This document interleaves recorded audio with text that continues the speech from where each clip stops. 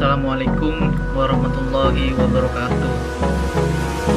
Perkenalkan, nama saya Muhammad Fatur Rahman, salah satu mahasiswa program studi agronomi Fakultas Pertanian Universitas Jember. Pada kesempatan kali ini, saya akan mempresentasikan apa yang saya pelajari tentang materi split plot mata kuliah perancangan percobaan. Pada kesempatan kali ini, tugas saya tunjukkan atau kumpulkan atas dasar pengumpulan tugas untuk responsi mata kuliah rancangan percobaan. Langsung saja, untuk yang pertama kita menjelaskan tentang latar belakang atau pendahuluan dari split plot. Secara umum, perjuangan split plot ini merupakan superimpos dari dua jenis satuan percobaan di mana rancangan lingkungan untuk keduanya bisa sama ataupun berbeda.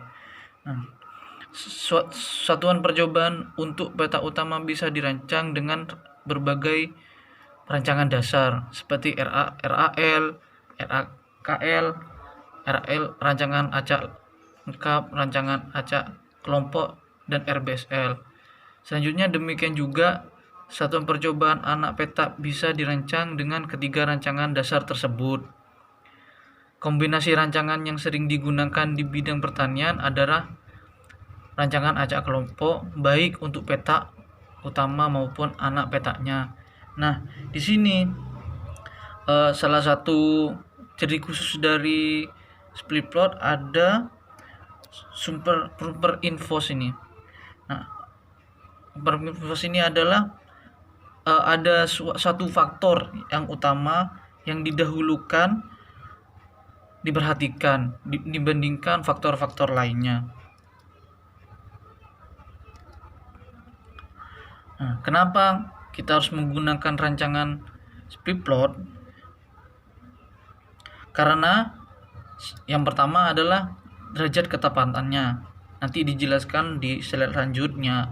Terus ada ukuran nisbi mengenai pengaturan utama. Terus praktek pengelolaannya, dan yang terakhir percobaan yang diulang pada beberapa lokasi seperti split in space atau waktunya atau split in time. Nah, untuk kedua nisbi itu lebih lanjut harus memperhatikan salah satu faktornya yang harus dijelaskan slide ini. Nah, ada kerugian dari penggunaan metode split plot ini. Yang pertama, pengaruh utama dari peta utama diduga dengan tingkat ketelitian yang lebih rendah dibandingkan pengaruh interaksi dan pengaruh utama dari anak petanya. Analisis lebih kompleks dibandingkan rancangan faktorial, serta interpretasinya hasil analisanya tidak mudah. Nah, jadi split plot ini lebih kompleks, lebih rumit atau dari interpretasinya daripada metode lainnya.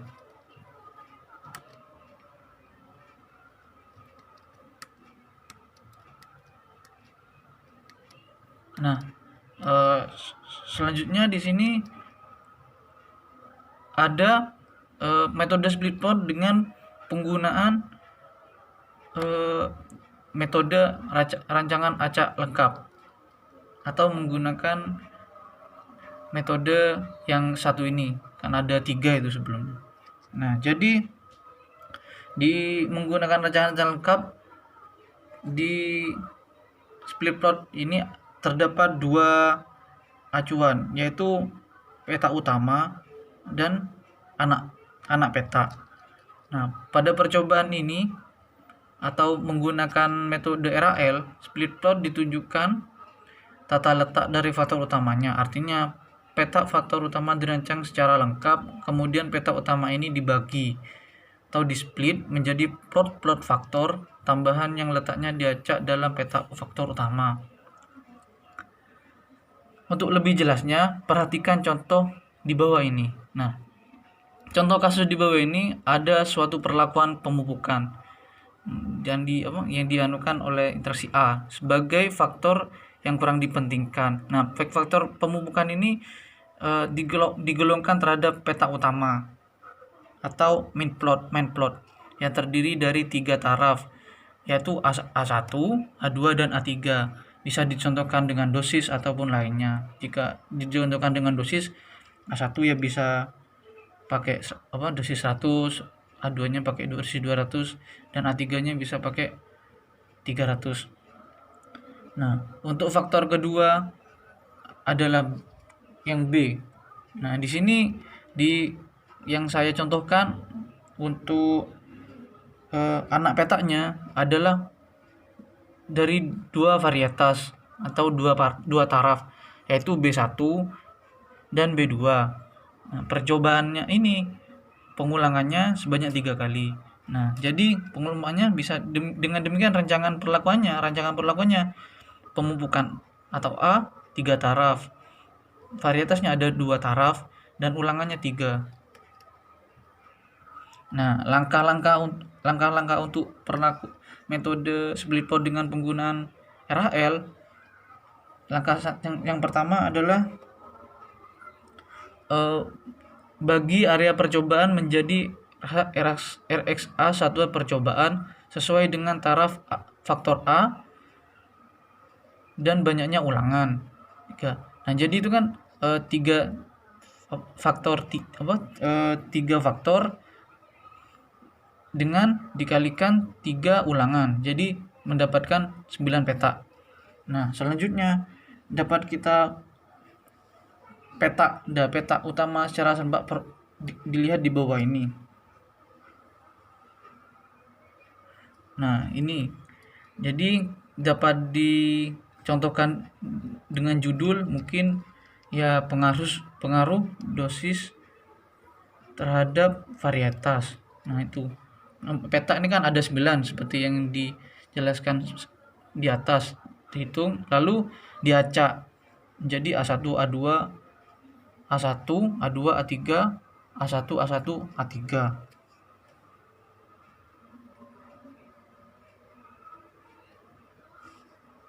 Nah, selanjutnya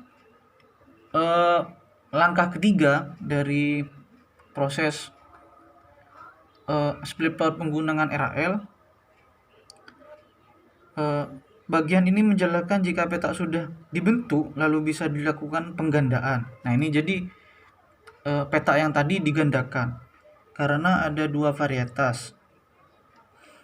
Jadi karena hanya 2 varietas, kita lihat di bawah. Nah, dari yang A2, A2, A3, A3, A2, jadi A2, B2, A3, B1, A2, B2, A1, B2, dan selanjutnya. Nah, selain itu juga bisa split plot juga bisa menggunakan metode perhitungan RAK. Nah, untuk mempermudah pemahaman proses pengacakan dan tata letak split plot dengan rancangan RAK pada peta utamanya, di sini diambil kembali contoh kasus yang sama seperti kasus RAL. Nah, jadi metode RAK dasarnya sama dengan metode sebelumnya karena kita menggolongkan ke beberapa kelompok.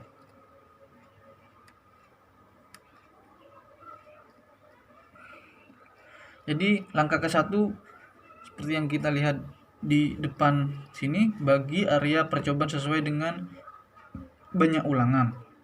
Pada kasus ini karena sama kayak yang tadi yang di RAL, dibagi menjadi 3 blok.